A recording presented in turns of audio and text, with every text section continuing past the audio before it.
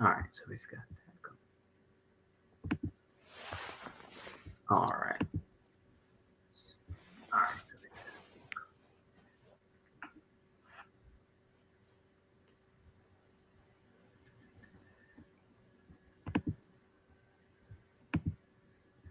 All right. Welcome, everyone. Today, we have a very special guest, Matthew, author of, if I'm correct, just published yesterday or released yesterday. Just released. Yep. Canon Crossfire. So I was recently challenged to go into a deep dive within the Catholic apologetics subreddit community, as well as on my own personal channel, to go into a lot of different questions on the Bible, like Bible hermeneutics, and funnily enough, one of the next things that I was going to go into was how certain books were selected to be a part of the Catholic canon. And Matthew was like, "Hey, I've done the work already, at least on the Apocrypha." And yeah, so tell everyone here a little bit about yourself, Matthew. I saw on your profile you're a convert to Catholicism, correct? Sort of, yeah. My grandfather was Catholic, so my mom had gone to Catholic school. So I did go through the Catholic ceremonies as a kid, but we didn't go to church. I didn't pray. I didn't read the Bible. Didn't know anything about it. But I said whatever I was told to say during the ceremonies. But then my whole family eventually ended up Protestant through my one brother. I had no interest, never cared, never looked into it at all. But late in life, I had massive health problems. And suddenly people started asking me about my bucket list. Yeah. And I said, well, gee, I was named after the first two books of the New Testament, Matthew, Mark. Maybe I should read those books. So I did read them, started reading the, mostly Protestant books on the case for Christianity. And that's where I realized that they had this problem with the Protestant case. Mm-hmm. These extra books that the Catholics accept and they don't, they claim, they basically, in legal terms, they admit that those books do not have enough evidence to prove themselves as authentic. Okay, whatever that is, that is. Now let's take that evidence and compare it to the evidence that they're telling me is more than enough to show me that Jesus Christ rose from the dead. Mm-hmm. And that's basically the genesis of my own research into this and how I ended up on this topic. I think it's the core of everything. It's the core of your arguments that you were getting into. And yes, it's the core of how I eventually convinced myself that if there is any truth to Christianity, it's Catholic and can only be Catholic. And that narrowed things down quite a bit. And eventually I did make the right choice. Well, welcome for coming into the fullness of the faith. My girlfriend actually just this past Easter finished the OCI, and now her mom's going through it. Fantastic. So we're all super excited about that. Now, I know that, at least in for my own experience and my own research, the Bible is something that us Catholics, take for granted a lot. A lot of people don't really look into, the evidence behind, why some books were picked. In fact, I think a lot of Catholics probably wouldn't even know that there was a decision process as far as like the Gospel of Thomas. Why was that not picked versus, the Gospel of Mark? And I know for myself, it was hard finding at least a lot of like Catholic documents as far as like, obviously, you looked at the church fathers, and that's something that we look to a lot for their, like what was accepted within the tradition of the early church community. Did you run into that same problem of like the church documents itself and relied heavily on the church fathers, or was it more of like, let me use the Protestant arguments and see where it leads? So there's a huge problem that I think I have solved, which is that it's just, I kept asking people when I first had this question, I was asking, religious people I would encounter, I would ask bookstore owners, I posted online, where is the book for me to find what all the fathers had to say about the Apocrypha, about these, the Catholic Deuterocanon? There is no book. And many people have read the Fathers. I don't want to say no one ever read this stuff, but Yeah. nobody read it, assembled it, organized it, sorted it, and tried to make a case one way or the other for these books. And that's the research that I did. And it's mostly because once I had done that research, or maybe I'd done about half of what I would ultimately do, but I had done a lot of it. And I started thinking to myself, boy, if I die with all this stuff in my head, the world has missed an opportunity here to mooch off of all of my hard work and research. So I was already committed before I ever decided to write a book to at least publishing this stuff online, like just put it on a website somewhere and show it to people. There are databases and things that you can search. You then end up going back to the original documents, which, I mean, you know, let's be honest, they're English translations that I could easily find, not the original documents. But, you know, going back to that stuff and sort of assembling it and sorting it out. And I'll give you just a real world example because it came up on my Twitter feed a day or two ago. A Protestant gentleman said, well, you know, Athanasius said, you know, that the Apocrypha were bad and should be put in a separate category. And A, that's not quite exactly what he said.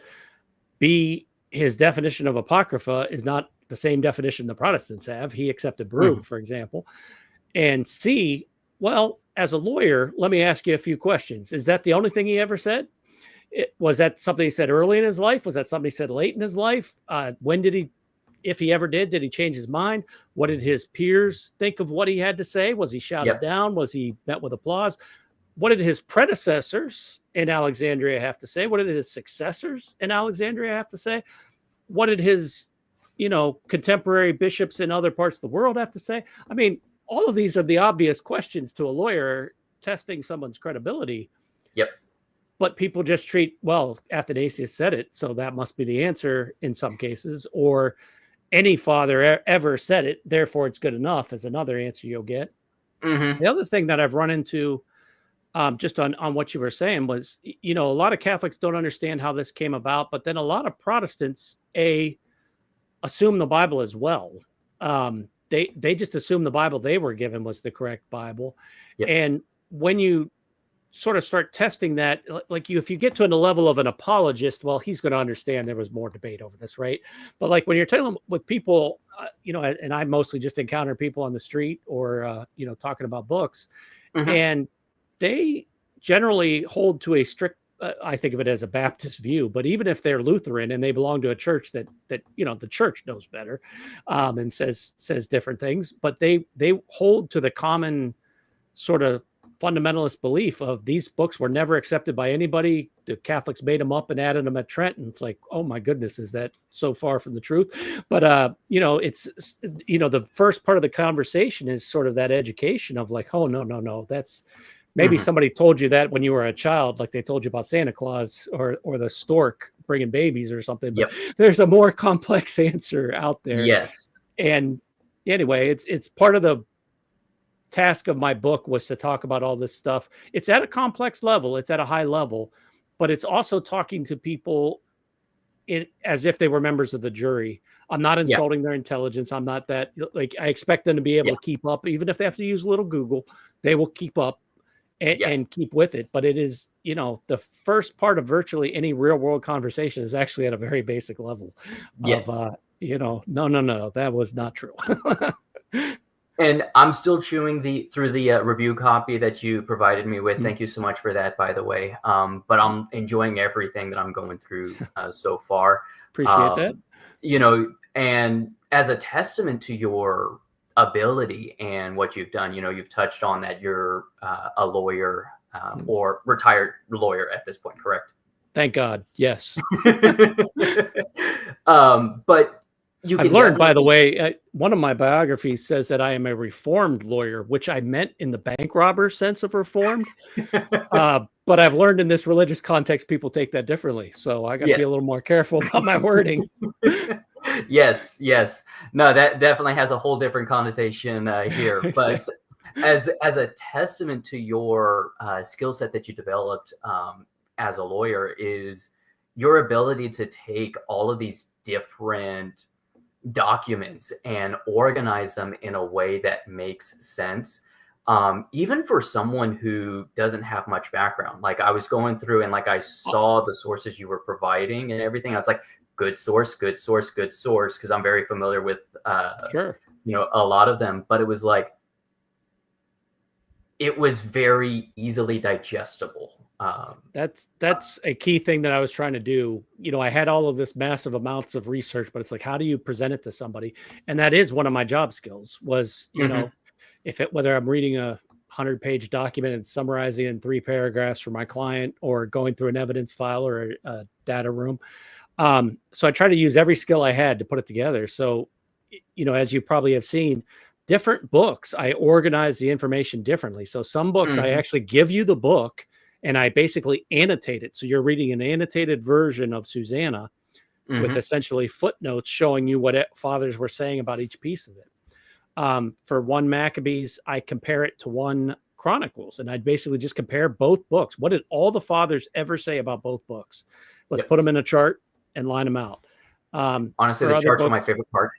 Yeah, I worked hard to try to come up with visual ways to look at it. And let's be honest, most people are not going to read half the book. The book is 500 pages. Most of that is my supporting evidence for what I'm showing. Most people are not going to look at it, but I did try to put it as charts and tables and things and a narrative discussion. Yes, it's all backed up. You can just flip through that, but it is there for you to be able to review it and see it. And I hope that the charts become useful for people outside of outside of my immediate readership, because I think breaking things down by era is huge. These eras are just worlds apart. Breaking it down by book is huge. Following through on what fathers said throughout their lives and whether they were consistent or not is huge. And then, of course, the entire point of the book, Protestants are making 2 different arguments. One of them to skeptics, come believe Jesus because we have this evidence. One of them to Catholics saying your evidence is terrible. Bring those conversations together and start comparing them. And that is not a Catholic point.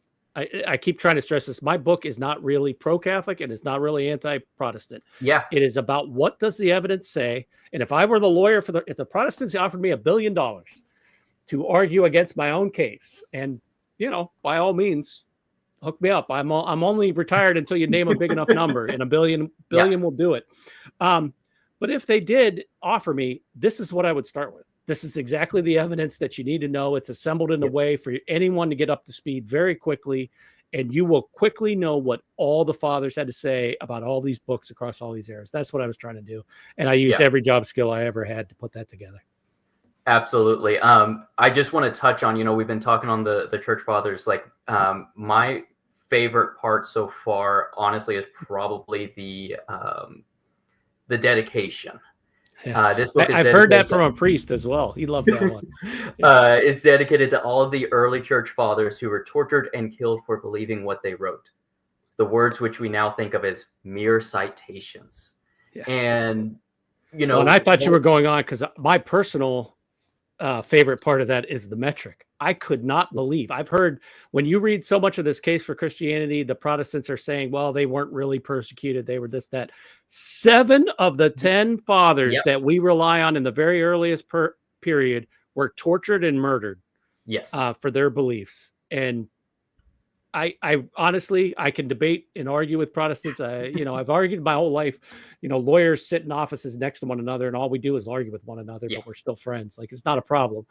But the one thing that really gets me going is, like, if you start saying Origen didn't really mean what he said or whatever, that man went to his death believing what he said, whether you like it or not. And he believed a whole lot of things that we would say are heretical. So let's not, he's not a saint. But he believed what he said. For good reason, yes. And so, like, in the case of Origen, like, I know, like, and I know that there's some people who debate. I was actually in seminary for about 2.5 years. And as part of the classes, one of the professors mentioned that, if I'm remembering correctly, it's not that Origen himself taught heresy. Now, he died before anything he himself specifically said was denounced as heresy, which is why he's still revered. But the problem had more to do with his followers, who took his teachings to the next logical conclusion. And that's where the heresy came in. And if you need any education about that, read those apologies or attacks between Rufinus and Jerome. That is an education as to what the early church was like. But everybody is accused of heresy all the time, always. Yep.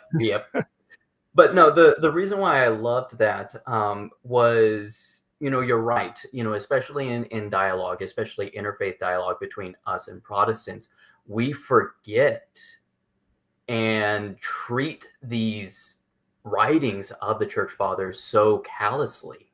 We Exactly. forget that these were real men who, as you said, suffered and died for these teachings and these ideas. And that's important. That gives weight to what they have to say. And in particular, if you keep reading them and get to know them, not just from the quote, or maybe not just from the one document, but you start seeing it over and over, and you get a body of work, you really get an impression for who they were and what they really believed. And in some of these cases, you'll see someone say like, well, he cited to the Book of Wisdom. Like, he cited to it hundreds of times. He cited to it on his most important, like, that is important evidence. Like, that is an important piece of who he was and what he was really saying. And like I said, it's easy to pull a quote out, and even pull it out in context, like, not even be out of context, but still not get the real big picture of who he was and what he was trying to say. Yeah. So you had mentioned that you weren't doing this, or like the book itself is not necessarily like pro-Catholic, pro-Protestant, or one or the other. Like you said, it is you presenting a legal case, so to speak, for compiling the evidence and leaving the reader, the jury, to decide guilty or not guilty.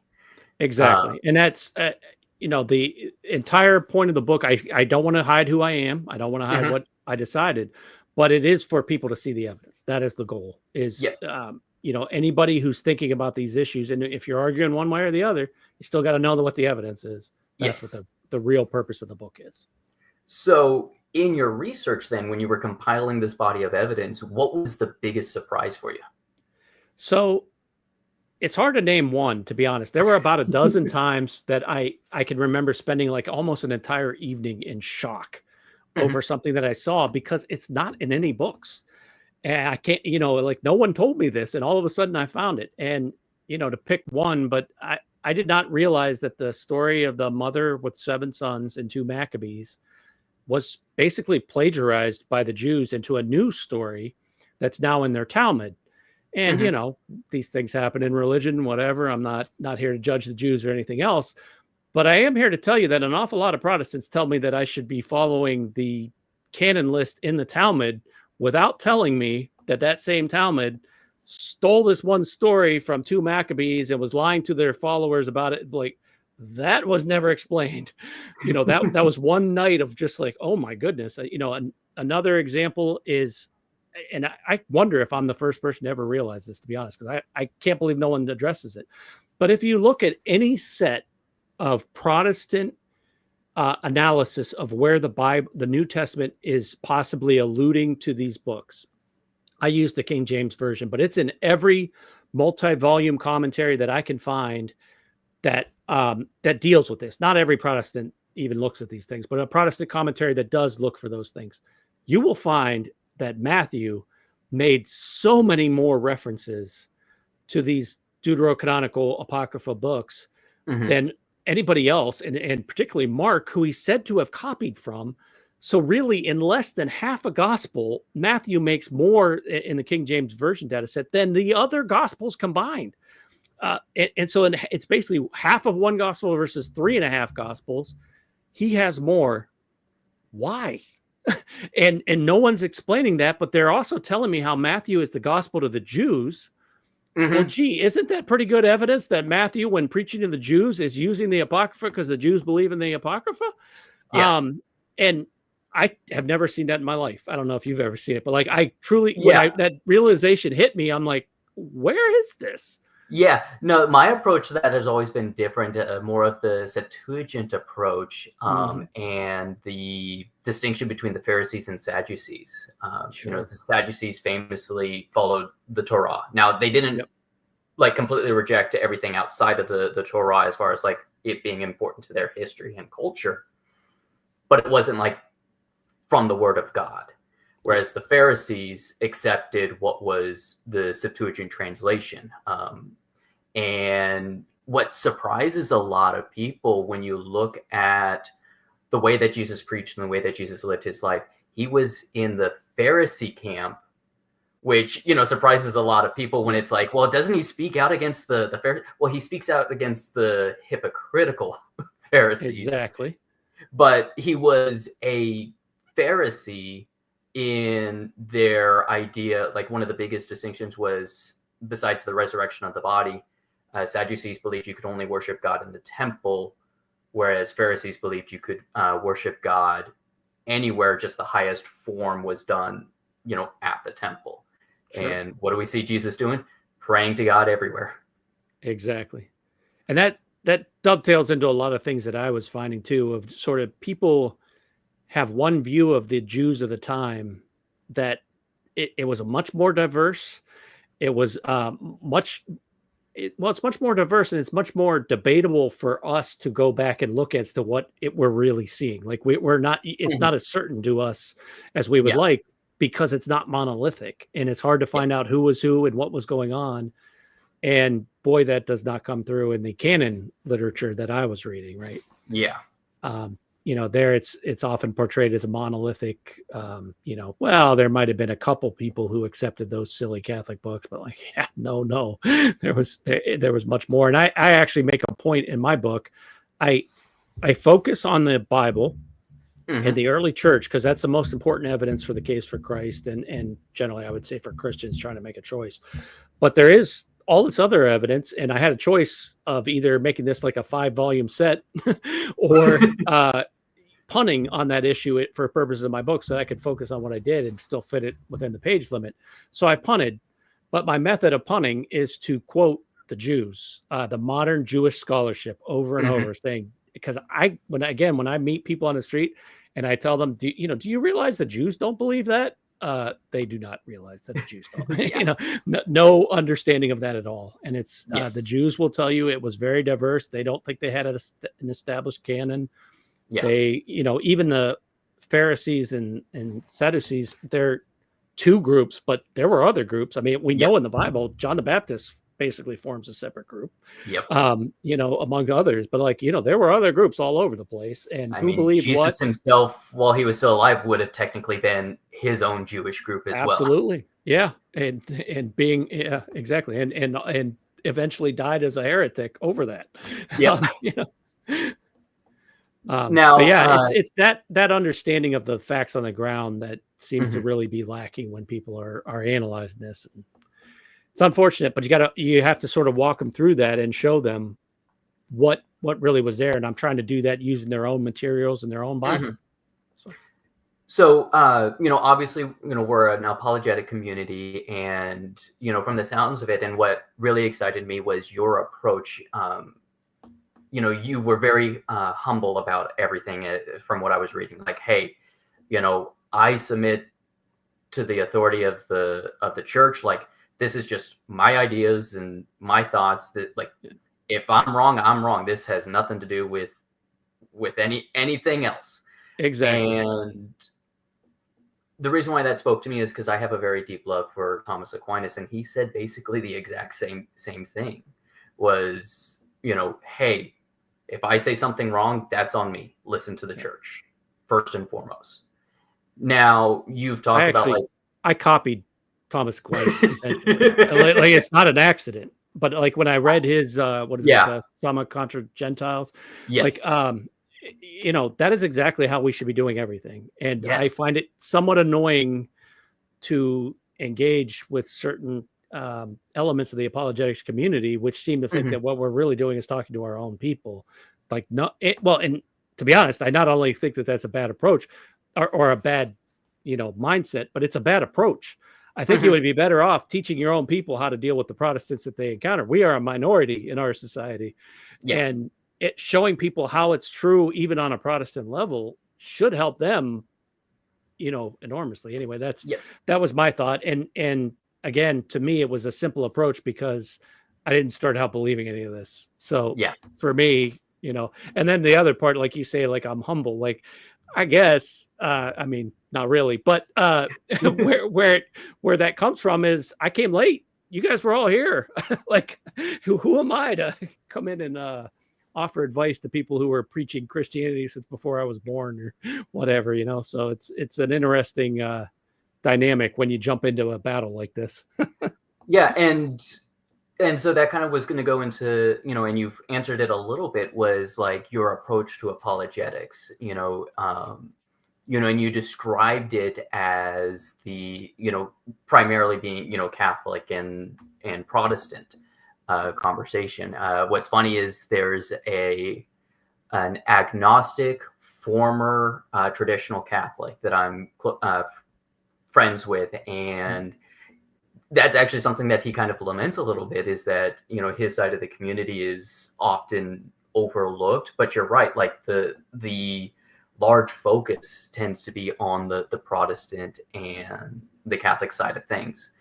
Now, you know, you said you've been engaging with it, and would you say that your work was inspired by wanting to be an apologetic work, or what was the inspiration for going into your work? So it started with the fact that I had done the research, and I said I owe it to people to put it out there. Like, no one should have to do the work that I did ever again. and honestly, no one should. You know, build from what I created for you. I gave you a floor. Go from there if you want to go in a different direction. But it amazed me that it didn't exist, and I assembled it. So then I had this thought in the back of my head, well, I got to put that out there, and I better not die in a car wreck beforehand. So that was giving me some impetus to get around to doing it. And as part of that, I said, okay, well, maybe I could write a book out of this, because people keep asking me, how did I become Catholic? And the answer is I became Catholic by reading a pile of Protestant books, which usually starts a long conversation, and I can't quite articulate it all in a convenient fashion. So part of it was like, well, how can I write this out and explain it? So I sat down trying to explain it and explain the case for Christianity and explain how I decided all this was true. It just spirals out of control like you wouldn't believe as soon as you start trying to do it. And I have many different stories about how this all came to be. I think they are all kind of true, and it just was like one giant epiphany. So don't get alarmed if someday you hear me tell a different version of this, because I don't really remember the actual facts anymore. Yeah. But I mean, think it's kind of like your own version of the different synoptic gospels having their own version of the same events. Exactly. My multiple personalities or my multiple memories are conflicting. Yes. Exactly. So in my case, I kind of think I was looking at a book on the canon, looking something up that was going to go into the bigger book that I was writing, and that I knew the whole time I was working on it, no one is ever going to read this.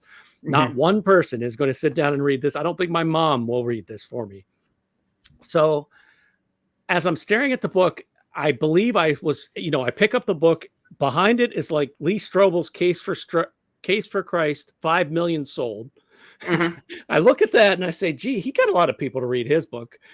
And then the second thing is, if you open the book in the canon, the very first thing of every book on the canon is, this is the most important thing in the world. Everything depends upon the canon.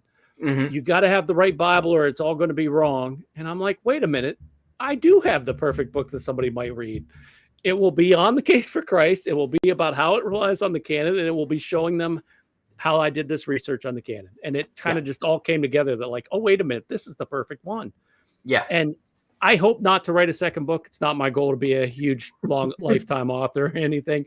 It is an immense project. And I am so much more appreciative of people who have the courage to go out and write a book like this, because you know you're making mistakes. Like, there is no way you put 500 pages of work together and did not screw something up, but shrug it off, put it out there anyway, and just advance the ball. That's all you can do, you know? But anyway, I wrote the book trying to explain that, trying to deal with what I think is the most basic fundamental issue, and show Catholics, you know, when I'm talking to Catholics, show Catholics how to defend why we have those books.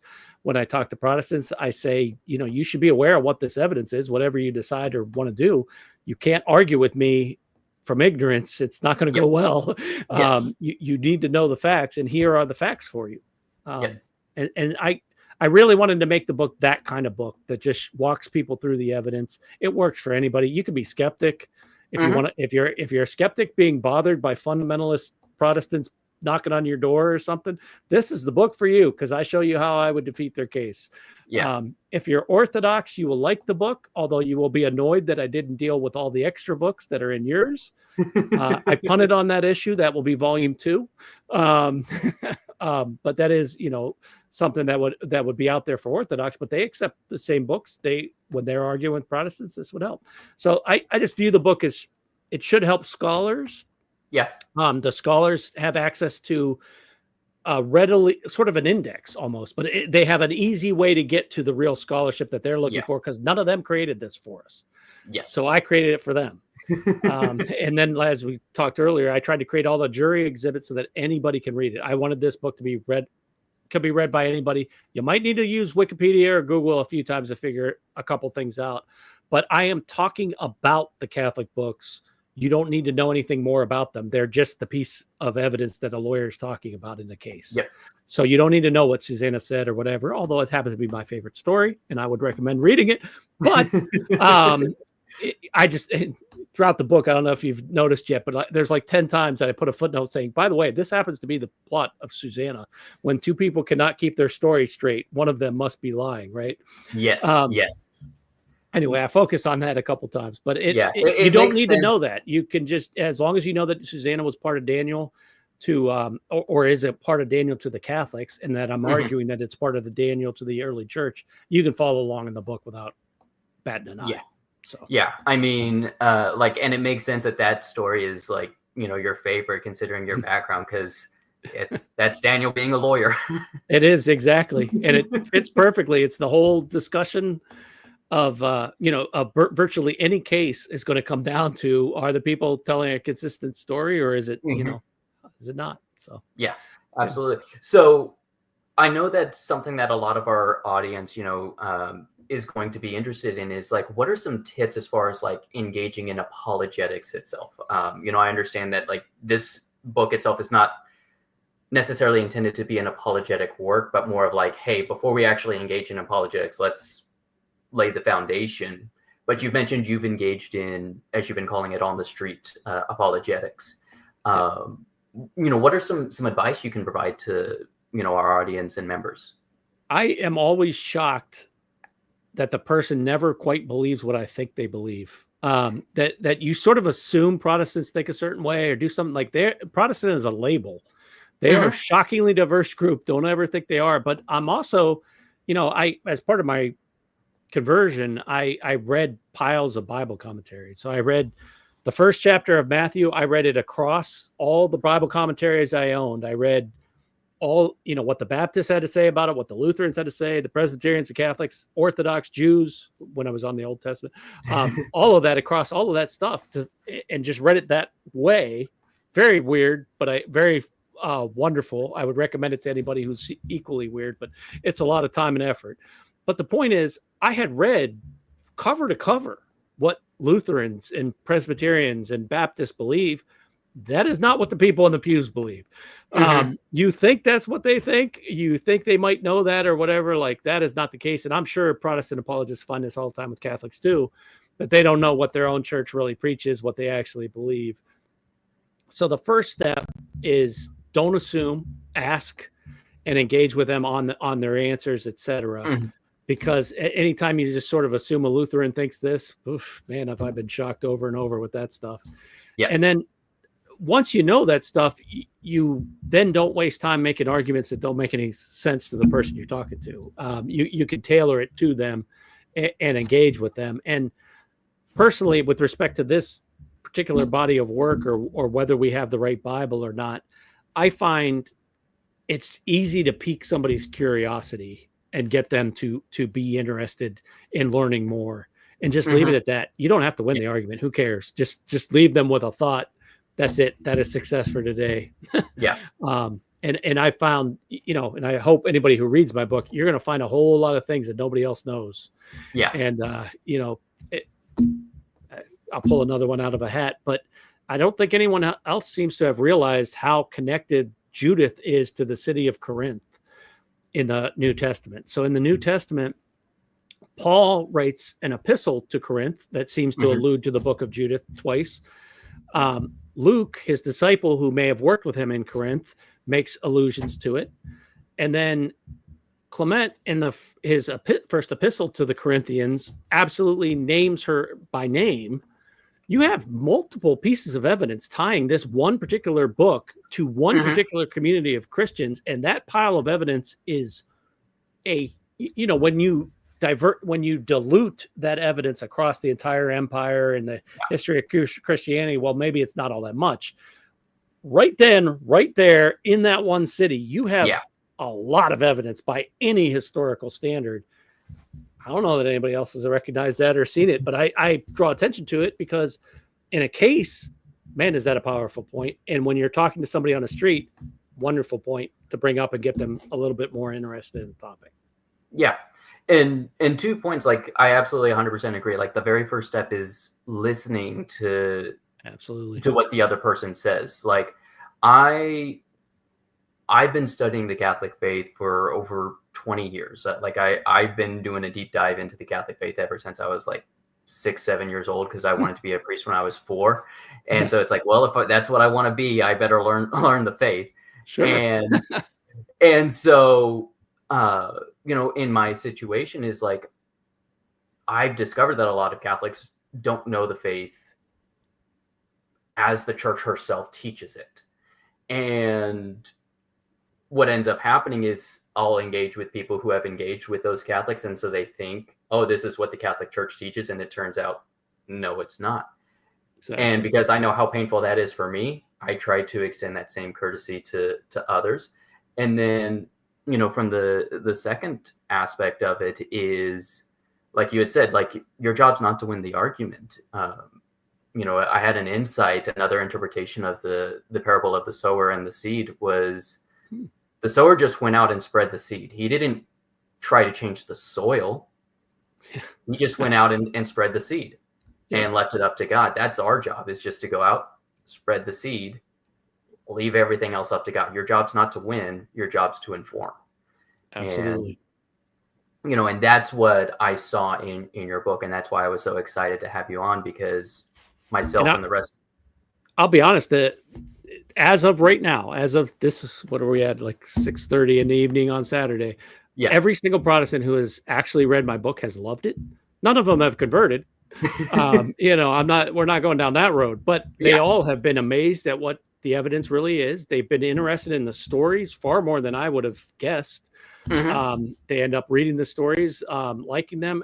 But I mean, the entire book, I mean, it's not just that I took this approach. I hired a Protestant editor. I hired Protestant marketing people. Yep. I hired Protestant audiobook reader. I hired a Protestant video creator. I'm trying to reach Protestants. Why would I be talking to Catholics? Now, after 4 months of that effort, as it got closer and closer to launch day, I did start engaging Catholics to, build up support on our side. But the entire emphasis of the book from start to finish is trying to reach people, just plant seeds with Protestants and just say, look, whatever ends up, wherever this goes, I know I'm right about certain things. This is a problem in your argument. I am a professional arguer. And second, that nobody gave me this book. I looked all over to find it. It didn't exist. So I have created it. You guys can go talk about it and do whatever you want. But I think it is a clear advance over their own discussion, which I think they can see as I walk them through what that discussion is. I mean, a lot of these people wouldn't know that discussion, right? Yeah. Their first engagement with the discussion is coming from me, but I'm walking through what these Protestant apologists and scholars have said and saying, look, this is where this is a problem. I'm sure they can clean it. They'll clean it up in some fashion. It's how they're going to clean it up. And one way to clean it up is to come over and join us, but they don't have to. But the point is that there is a problem is inarguable. And I've given the people the evidentiary basis to start thinking about it. And that's all my goal is. Yeah. And honestly, that's the most important thing, is just like, hey, look, here's the information you need, wrestle with it. And if you truly desire truth, I have the utmost, because I believe that we possess that truth, you'll discover us. That's for you to wrestle with and for you to discover on your own, not for me to beat you over the head with it. Exactly. And it's that confidence that we do have the truth. it all ends with us one way or the other, right? Like Yeah. you don't have to. And anyway, the other part that you asked earlier about apologetics was, man, if you start sliding the truth or, slanting things or doing whatever, it's all going to come down like a house of cards. Don't do that. Like just, Yeah. these are the facts, state things that are true. When you don't know, don't say, I don't know, whatever. But like you don't want to overstep your boundaries, because that is the worst approach. That's Absolutely. Absolutely. Now, I'm going to be selfish a little bit. I'm going to ask a question that's probably only going to be of interest to me, especially on the subject that I'm currently dealing on, which is just kind of like the getting into like the formation of the Bible itself. And like that article that you had encountered was just the first of many articles that I'm working on. But in your research, did you come across anything as far as like what the church herself looked at to determine how to compose the canon of the New Testament? Or were you just focused more so on the Protestant side of things, as far as like hey, this is the standards of evidence that the Protestants have, and it's falling apart at this particular point? So a little of both. Number one, there was much more research into the New Testament years ago when that didn't make it. It's not part of my book scope.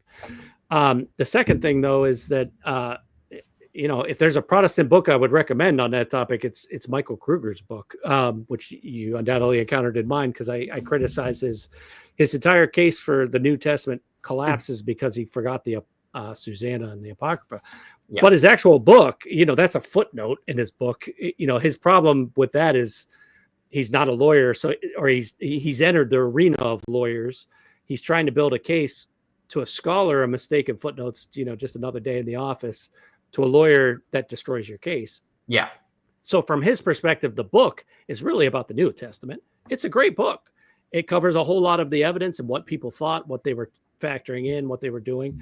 But the other part that I also would say that I encountered, mostly I read about that long ago, but that I keep coming up over and over as I worked on the book about the Deuterocanon, is you can't take the claims of the fathers all that seriously sometimes. They engage in old school rhetoric, and they were willing to say, just as, frankly, just as modern preachers are willing to say, oh, this goes all the way back to the beginning of time, when they have no evidence that it goes back to the beginning of time. And they might not have been telling you fully what the truth was. And to them, that was a rhetorical technique. We know of things like, whether the Bible books were really written by the person they were claimed to be written. It was a normal technique to claim otherwise. Yeah. That stuff shows up in the writings. And so sometimes people take those sentences as, well, here's clear evidence of what was going on at the time, and going back and like, no, that's clear evidence that he studied rhetoric. Yeah. And he knows what he's doing. Right now I'm thinking of I forget which church father was, but tried to use the existence of phoenixes as evidence for the resurrection. Oh, yes. Is that Clement? No, Tertullian, I think. Tertullian, yes. Yeah, I do remember that one. Yeah. Well, and then there's the whole book. A big book in early Christianity is the Apostolic Constitutions. And what is it? It's a book pretending to be written by the apostles, is what it is. So it's a big piece of our evidentiary puzzle, but it's also, right on the face of it, it's telling you how things were actually done back in the day. Yeah. So that actually answered a completely separate topic that I was going to be addressing, but like the anonymous author problem, so to speak, of, the Gospels and things like that. Sure. So you're telling me that based on your research and studies that was common in those days, was to using, as you said, the rhetoric of that time was using the name of another individual to help bolster the message that you were saying? Yeah. And so you have to be cognizant that exists, right? And certainly if you read anything by Bart Ehrman or that sort of scholar, he's going to use that over and over to tell you, well, you shouldn't believe it. Well, just because some things were like that doesn't mean all things were like that. And, there is counter evidence for certain books and including the Gospels, et cetera. There are people who say, no. In this case, that is true. And I don't know, you know, again, you got to whichever audience you're talking to or whatever, but Hmm. you should not believe what some random television preacher tells you, and just the same, you shouldn't believe what some random document from the past tells you. Yeah. But that doesn't mean that every person who preaches is a liar, and it doesn't mean that every document is a lie, and it doesn't, you know, it's what you're really looking for is corroborating evidence, Hmm. you know, and a huge piece of, I think, part of this problem is that people, when they like something, they don't bother to look for corroborating evidence, you Yeah. know, and they think it's okay without it. But like, you got to look for it no matter what, including whether it's yours or the other side, Yeah. because you don't want to find out in the middle of the case that you relied on the wrong guy saying the wrong thing. So, Yeah. and we're all, Yeah. and the other thing is nobody's honest all the time. So, you Yeah. know, don't you know, you have to grasp that that's what you're looking for, no matter who you're talking to or talking about. So, Yeah. No, that makes a lot of sense. Okay. Um, that's interesting. That's something I'm going to be definitely looking into when I get into that aspect.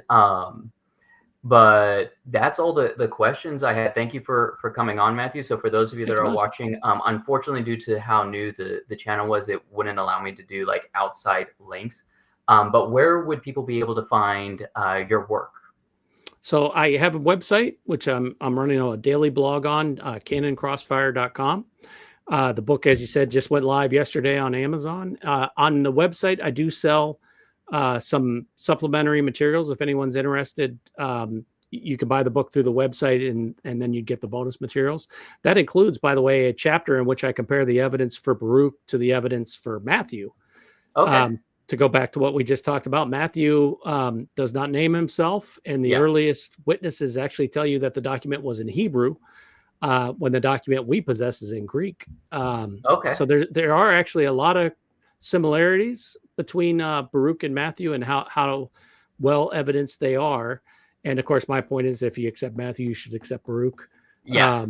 But you know, that can also be spun the other way. That maybe you know, If you don't someone accept Baruch, you shouldn't accept Matthew. accept Matthew. Exactly. My answer is you should be accepting both, but you know, Okay. I leave that to others. But yeah, no, that is a chapter, like I said, that a bonus chapter. It just didn't fit in the book. So in Yeah. the book, I felt I focused more on slam dunks that are easily proven, which is that Baruch is very well attested. If you're comparing it to Matthew, you have an idea of how well attested Baruch was. So, Yeah. but yeah, And then canoncrossfire.com.